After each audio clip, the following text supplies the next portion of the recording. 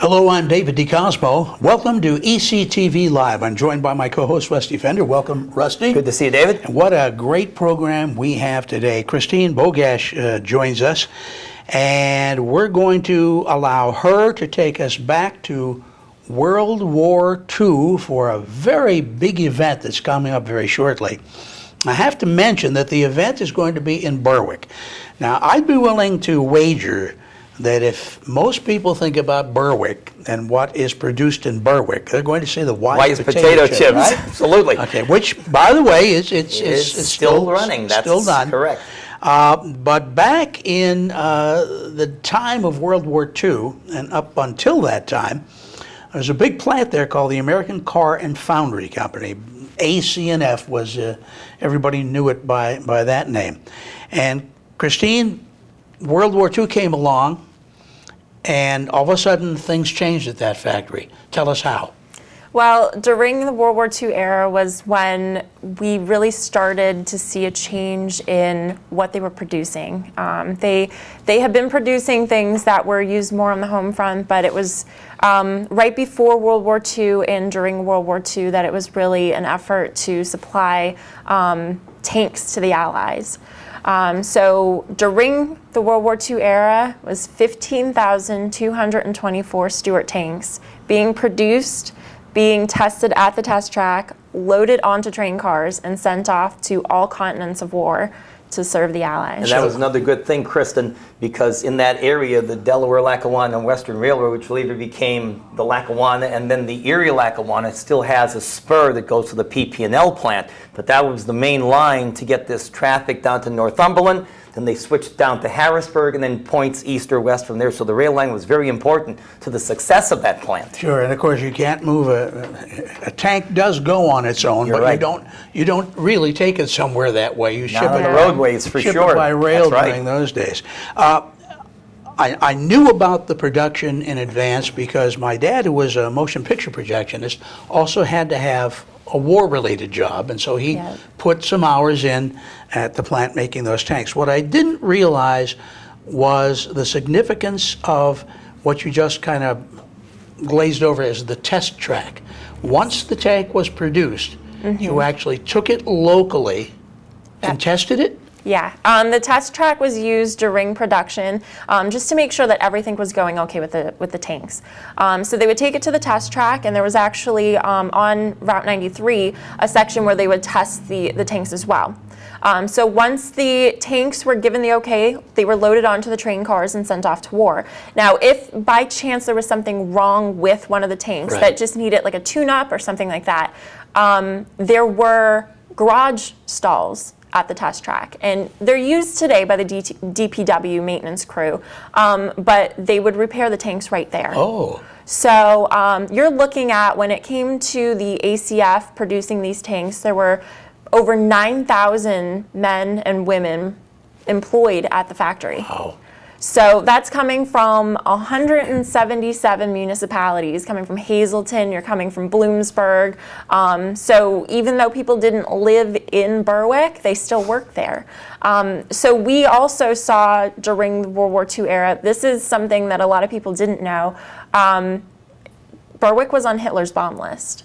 Target area. Yeah. Obviously it would be, sure. Yeah. A major production facility like that, yes. Sure. It was producing at its heyday 40 tanks a day. So that's a lot of warfare being produced in Berwick. Dave, So- when you and Leona went to find the track, was that easily Very found? easily, yeah. We basically went to, as I recall, there was a Kmart down there. Yep. Just past the Kmart, Oh, it's heading past south, we Kmart. turned left. I see. And then went over toward the river. In that area. And now it is a beautiful park area, and I guess it is, in fact, the center for this celebration. This World War II days will be there. Yes, what we do is we use the soccer fields that are always at the test track. We remove the goals, and that is our central encampment locations. So we have over 260 reenactors, Allied and Axis, coming to the event this year, and we take over the entire test track. We just want to give everyone the experience that they are in the World War II era, see things that they won't typically see, but we're also trying to make it an auditory experience as well. Something new that we're bringing to the event this year is we have battles going on, we have weapons demos, and we're firing off some tanks as well. Oh, so you'll actually have people in uniform of the day, Yes. again, Axis and Allied forces that are doing reenactments of battles. Yes. Last year was our first year doing this event, and we were just getting our feet wet. I've run World War II events before. I reenact World War II every weekend, pretty much. So this is something that we're bringing to the Berwick area, so that there's a lot of people in Berwick who don't know about the World War II history of Berwick. Do you know if any of the local historical societies have ever gone back and looked to see if these tanks still exist? Because it's a big deal in front of American legions and VFWs all over. Good question. She's a good answer. I know Yeah, this. really? I know this one. Oh, really? There is, left in the United States alone, there's about 156 Stuart tanks left. Wow, that's a lot for being, But that's in the United States. kidding. There's a lot that were, when they fought on different continents of They war, left them they there, were left obviously. there. Sure. Yeah. Sure. So for this event, I'm actually really excited about it this year. As we can talk about that, we have our own Stuart tank, part of the Stuart Tank Memorial Association that we recently brought back to Berwick. But something that we also have is a fully restored tank that's going to be there. And so if you think about it, if there's about 156 tanks left in the United States, we have 2 that are going to be in Berwick. So I'm very excited about that. Yeah, and it's something that you don't think about. You're manufacturing thousands and thousands of these military vehicles, and then of course the war comes to an end and ensuing years pass, and all of a sudden you realize we don't have one here. Sure. So and I know who's going to ship them back? Yeah, but it was quite a search, I guess, in order for you folks to come up with one. Yeah, this tank that we have now took years of fundraising. First of all, it's thousands of dollars in order to not only purchase doubt. the tank, but get it through customs to ATF in order to bring it back. So this was a wild goose chase that we were on, trying to get one that, obviously they're going to need maintenance after 70 Sure. plus years, but bringing one back that we would be able to have represent Berwick in a positive light. So the one that we found was in Kent, England, and it was pretty much on a tank farm. There was a collection of them because years ago you could buy them at a lower price. And by the pound, because they were never going to be used again, probably. So they sold them by the pound. Right. So we had located this one, and I say we, but it's a committee of about a dozen men behind the Stuart Tank Memorial Association. And they located this tank, and we were calling it the Stallwood tank because that's the last name of the man who owned it. And when we were doing research on this tank, we realized that this is a 1942 M3A1 Stuart tank. And it was used by the Brazilian Army. So it didn't actually serve the United States, but it was used by allies of the United States. The auxiliary forces. Mm-hmm. Still tied in. Same big event. Yeah, so it's going through its restoration process now. It's slow. We are funded through donations because we are a nonprofit. But people can really see the progress coming along. When we received this tank, the latch was open in the front, so you're thinking decades of rainwater coming in, rusting it up. Plus parts availability. You can't go to AutoZone and pick up a part for something that's 70 years old. So this stuff has to be manufactured on site. We heavily rely on the community and just donations in general to help us make this tank what it used to be. So what we have that recently came about of it is we got the turret to move, which is the top part of the tank. Right, sure. Mm-hmm. So that's moving. That's good. It does run.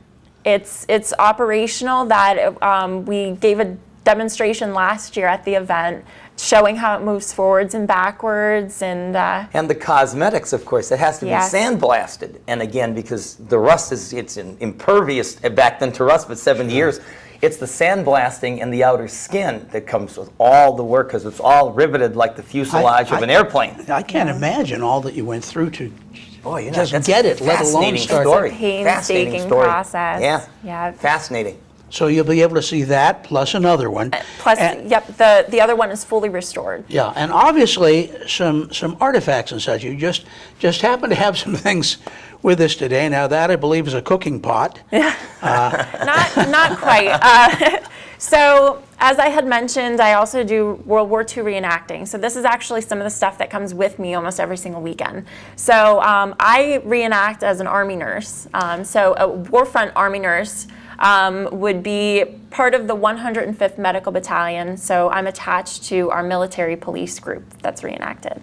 And this is my helmet. It's going to kill your dew when you put that on. I'm not going to put it on. That's But the nurse would also have to have a protective helmet. Yes. Wow. There's a lot of times that women, when they were needed in military positions, they were issued, at first, they were issued men's clothing. So they weren't even issued, and I must say it wasn't very flattering either. You know, you're given a uniform that might be 2 sizes too big, and roll up the sleeves, tighten the belt, and there you go. That's what they meant by GI, government issued back at the time. that's They took right, what they yeah. had. Yeah. Yeah, so I mean, what I do is I reenact at different events, and what people are going to realize when they come to this event is let me just state, I will be encamped out at this event as well.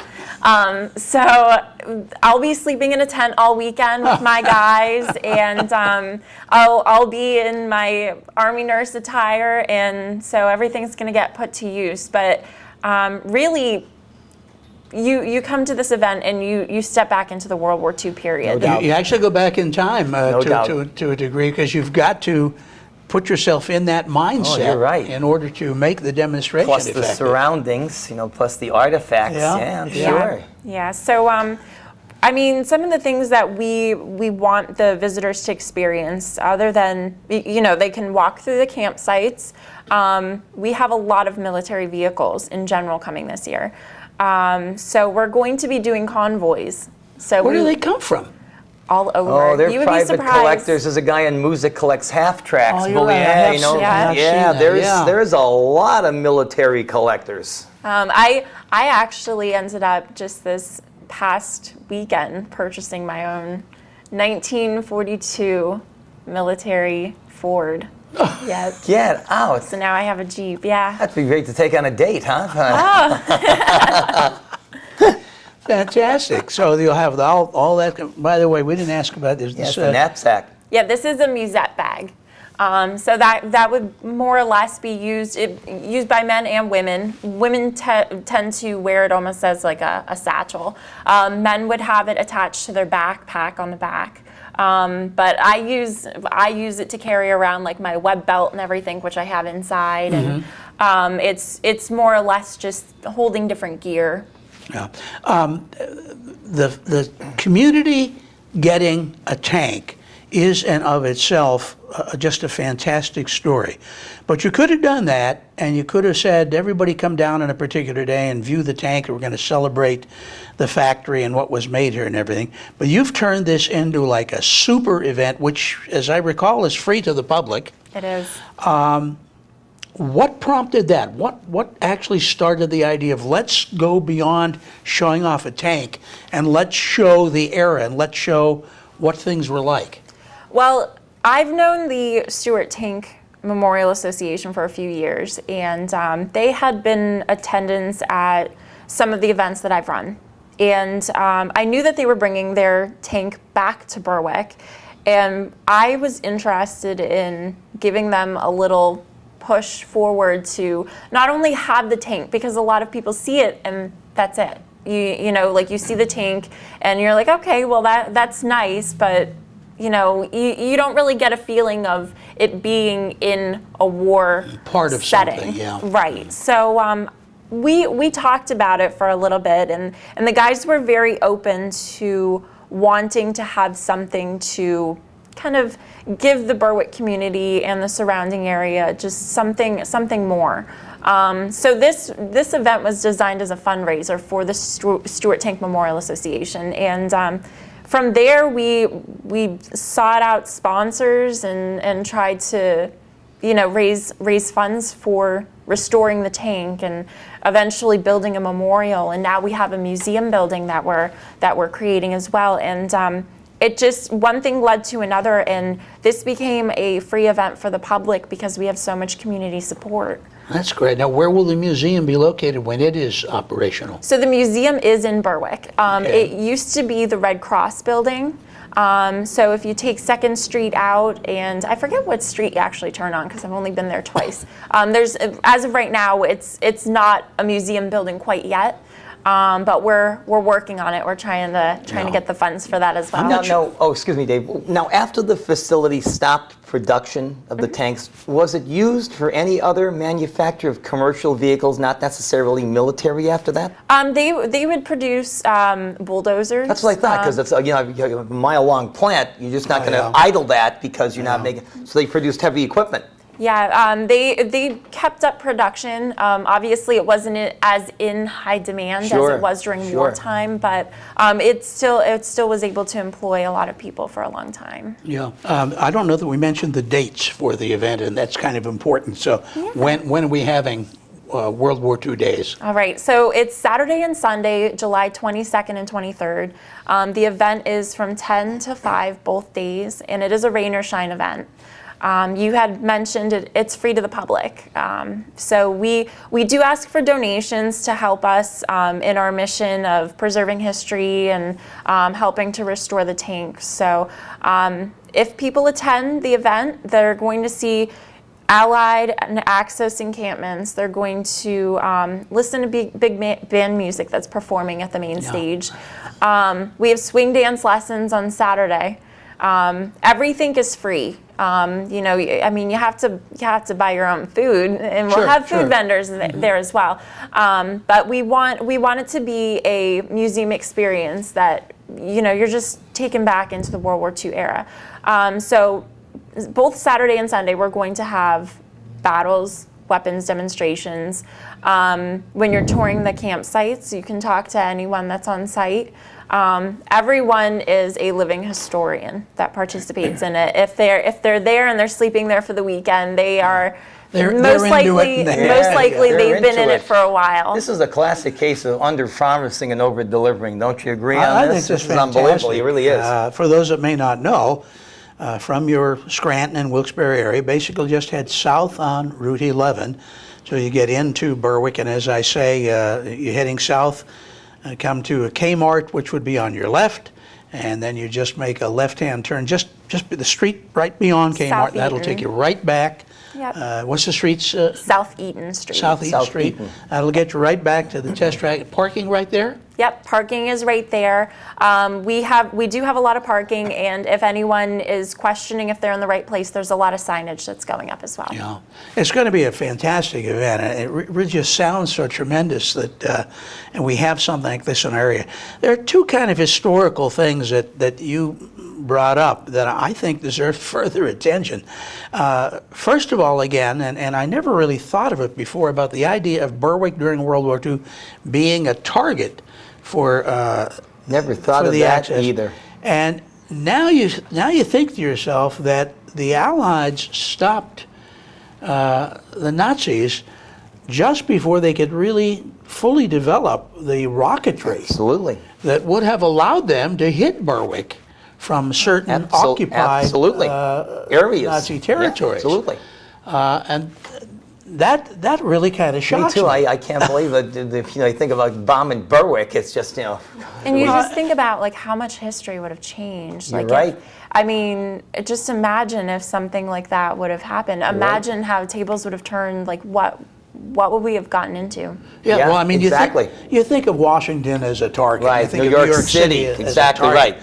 Berwick, Pennsylvania, do you think? But obviously at that time, And they were smart. They knew that it was being produced there, and that was a big, war vehicle. That's the place to get. yeah, and I would assume there was quite a lot of security around the plant, because forget the potential of a rocket, sabotage. Exactly. They must have tremendous security Absolutely. around that I'm sure building, they did. around that plant. Definitely. That would have taken a whole staff with the size of that plant. The other thing is, You mentioned that men and women worked producing those tanks, and we remember the signs, Rosie the Riveter. That's right. And I'm wondering, with the demand for manpower on the front, on the fighting fronts, did you not have a lot of women perhaps working there? Do you know? There are a lot of women who worked not only with the military, but worked in the factories at that time.